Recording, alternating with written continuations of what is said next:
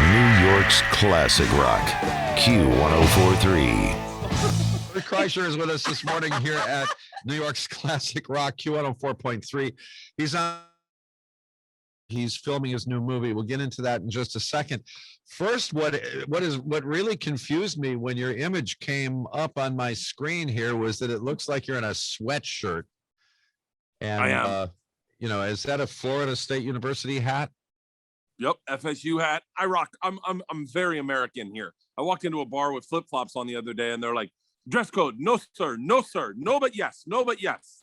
But wait a minute, Bert. I'm so disappointed. Bert, I'm so disappointed. Why are you not shirtless? I just got done stunt training, and so I was cold. I was sweating.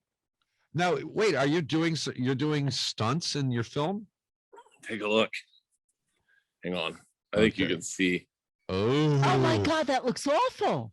Because that's dangerous. That's why there are professional stunt people. That's a big bruise. Listen, I got very bullheaded about it because I was like, no, I've done stunts my whole life. I've jumped off buildings. I've done all that stuff. And I was like, I can do all my own stunts. And we did the first thing. It was going down a flight of stairs. And I was like, all right, I'm done. Get me a stunt, man. I was like, but the problem is I'm shirtless, right? Like I'm always shirtless. And I'm obviously shirtless at one point in this movie. And it is very hard to get a match for me shirtless. So I'm forced to do a bunch of the stunts myself. And so I'm learning. Understood. He can't get a body double. Oh, I get that. That looks quite. I'm like mini. Nobody looks like Bert. Wait a minute, Bert, Bert. Except that you've got you've got big muscles and everything. You're obviously in really good shape. You're just a big guy. Yeah, it's muscles. That's what it is. I interviewed Mini-Me one time, and he goes, I do all my own stunts. And I went, are you serious? And he was like, who do you think they're going to get to be my body double? A baby? And I went, oh yeah, good call. I want to get back to being shirtless. How did that all start? How did that become a thing for you? It started because I would take my shirt off on stage when I got on stage, kill a beer, and it would put me in a good mood. I'd listen to a funny song. I listen to Ram Jam when I get on stage. And then one night I took it off and I forgot to put it back on. And like 20 minutes into my show, I was like, oh my God, my shirt's still off. And I went to put it on, and this lady in the back goes, keep it off. And I was like, and then next thing you know, and I love it. I really do love it. I don't like having a shirt on. Usually I like to be shirtless. So it fits me well. I grew up in Florida. That's the way Florida people are. They're weird. Well, where in Florida? Tampa. In Tampa. Okay. In the Tampa Bay area. That's nice. Yeah. Well, we're hoping to beat your Tampa Bay Lightning. Oh, that's right. That's going on. Yeah. I'm so far removed from everything. Well, you're in Serbia. Don't the Serbs play hockey? I don't know. They're not doing anything right now. They definitely don't play baseball. No one plays baseball here. They play football. Well, no, they don't play. No, they play soccer. Yeah, they call it. Yeah. I call it soccer. Well. Anyway, I want to congratulate you on the Go Show being picked up for another season by TBS, the one you do with Snoop, and that's a big hit. You've got a lot of big hits. Your Netflix comedy specials, so on and so forth. But the biggest hit of all was a story that you told that was apparently based on reality from when you were a college student, and that's The Machine. And that video has been viewed about 85 gazillion. Well, to gazillion, yeah, we would say that, but it's in real numbers, about 85 million times. Wow. And that story is being turned into a feature film, and that is what you are doing in Serbia right now. And along with you, Bert, it stars Mark Hamill. Yep. And I'm just trying to imagine how one wraps their head around something from the 1990s, some post-adolescent conversation that decades later gets turned into a big movie. I mean, it's an amazing story. It's mind-blowing. It really is. At times, like, it kind of overwhelms me, where I'm like, you go into and you see that, they're spending $24 million on this movie, and you see the sets and you see the amount of people working on, like the other day, I listened to Jimmy Tatro, who they just announced. So I'm not giving any secrets. Jimmy Tatro, an amazing actor, is playing a young version of me. So in flashback scenes, you see young Bert. And he said, I got teary-eyed. This is the dumbest thing to get teary-eyed. but he introduces himself in the movie because my name's Bert. I don't go to class very much. And I got teary-eyed. I was like, that is exactly who I am. That is exactly what I said. And I'm watching someone act it out on the screen, my moronacy in life. So it's been overwhelming. This entire experience, one of the greatest experiences of my entire life. And you were a little boy watching Mark Hamill on the screen. Oh, come on. I mean, I told him, I remember being in the back of my dad's car after we saw Return of the Jedi or The Empire Strikes Back. And I remember trying to move things with my mind, going like, I can do it. If Luke can do it, I can do it. And he is the most generous, like the nicest guy in the world. I get such a kick out of Mark Hamill. And you just forget, he's my grandfather's Darth Vader. Like, he plays my dad in this. My grandfather's Darth Vader. It's crazy. Bert. I did the other day. You can see it on my Instagram. We're in a casino and we're shooting, and there's a fan there. And so I grab the fan, like from Tommy Boy, and I get right up next to it and I go, Luke, I am your father. Oh, but Jim can do the voice. And I go, Mark, you ever done that before? And he goes, I've only heard James Earl Jones do that. Yeah, James Earl Jones. What an extraordinary, I mean, forget about that voice. That man is an extraordinary actor. One of the great actors. All time. So now have the Russian secret police objected to you and sent their agents into Serbia, since you're pretty close by now? I mean, do you have to have protection? I would think that they would probably not approve. Well, that's how I sold the movie. I sold the movie because I went into a room and I was talking to this guy, Kale, and he said, what movie would you want to make? I said, obviously, if I can make one movie, it's The Machine.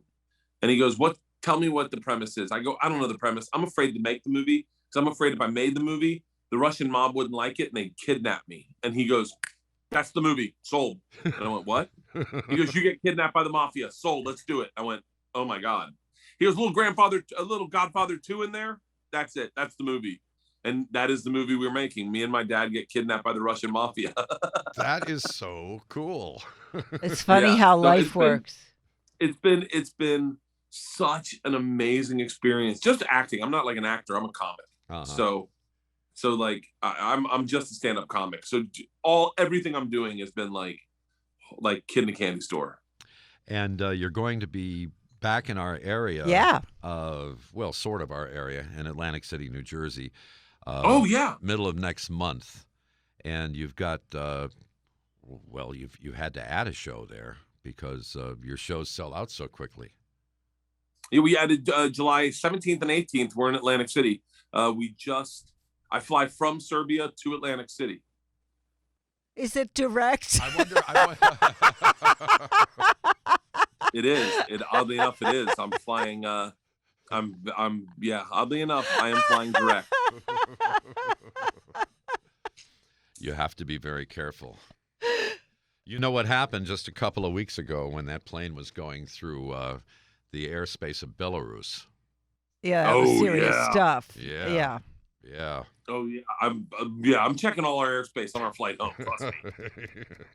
But you're going to be in our area also in November at the Hulu Theater at Madison Square Garden. And really? Yes. You didn't know that? Holy cow! I didn't know that. No, I did not know that. That's November 6th at the Hulu Theater at Madison Square Garden. You better get ready for that. My birthday is November 3rd. I am ready for that. Whoa. Okay. Well, you're going to be at the Daughters of the American Revolution Constitution Hall in Washington, D.C. on the night after your birthday. Oh, for real? I'm in D.C.? You didn't know that either. Any of my tour dates. I've been busy making the movie. So, like, I haven't done any. I'm, like, promoting the tour, but I don't really know where I'm going yet. I'll deal with all that when I get home. Okay. And we saw a video just a few minutes ago of you on Australian TV doing what's called a shoey. I've never heard of a shoey before. Which is even more gross than what, Florida college kids do for fun. What are they doing? Well, a Florida college kid, if you're going to drink something from a shoe, it'll probably be from like a spiked heel spike heel pump off the foot of a woman. You took some guy's dress shoe off of his foot, filled it with beer, and sucked it down. That was pretty gross. Well, they had told me about it. Here's the deal. I can pound a beer pretty quick. They told me that this big soccer kid had done it. And I was like, I'll do it. I didn't know what it was. I thought he was like a shoey. And he's like, you just kill a beer. And I was like, oh, I'll kill a beer. I've killed beers my whole life. He was like, great. Awesome. Well, when we come back from break, do you want to, whose do you want to use? And I'm like, what do you mean? Whose do you want to use? I just looked at the guy that looked the most like me. And I was like, I'll go with you, thinking we're doing it together. And then he rips his shoe off. I'm like, oh, and by the way, I'm on live TV. So I'm like, I'm not backing down now. I'm not going to be like, oh, this isn't what I signed up for. Right. It was like an equivalent of a show like Good Morning America or The Today Show. It was that kind of a show that you were on. Well, they would have better ratings if they did that here. I ended up getting kicked off that show. I'm not allowed to go back on that show. Why? So I told a story about my daughter getting her period and they lost it. I told the period party story and the guy A red velvet cake. It works for me. I get it. Well, that's because you got one. But I didn't get a first period party. I mean, that's what girls should get for their first period. When Shelly heard about that, she thought, what a cool dad. Yeah. Yeah, and that's why I thought it was a good story. And one of the old guy on there got livid and then went on the media the next day saying, this is what's wrong with Americans. They're disgusting. They talk about stuff like this. And then what happened is all the feminists backed me up. And look, I'm not saying I'm a good guy. I would definitely not label myself a male feminist. I'm just a dude, right? Like I'm not a big political guy, but I would argue that a lot of my material maybe doesn't align politically with the feminists. But that was a cool thing you did for your daughter. But yeah, but like, I don't. Bert, Think about the crazy Australians, Bert. They want you to drink beer on national television. Out of a filthy shoe in the morning, out of some man's shoe, and then they get mad at you for talking about your daughter's party. This doesn't make any sense. Something's wrong. It didn't make sense to me either. No wonder and it didn't make sense that I got all the feminists back me up, and I was like, don't dig too deep in my. I got some jokes that aren't really ally friendly. Right. No wonder they call that the land down under. Well, it's the Borgata in Atlantic City, New Jersey, July 17th and July 18th. And the Hulu Theater at Madison Square Garden. I know you have to make plans in advance for that one. That's coming up on November 6th. And everybody is looking forward to The Machine. Yeah. And that'll be out next year? January. Oh, it'll be that soon. Wow. Yeah. Cool. A January film. We can't wait either. Thank you so much for checking in with us. Thank you. Hey, thank you guys. It was great talking to you. Take care. New York's classic rock, Q1043.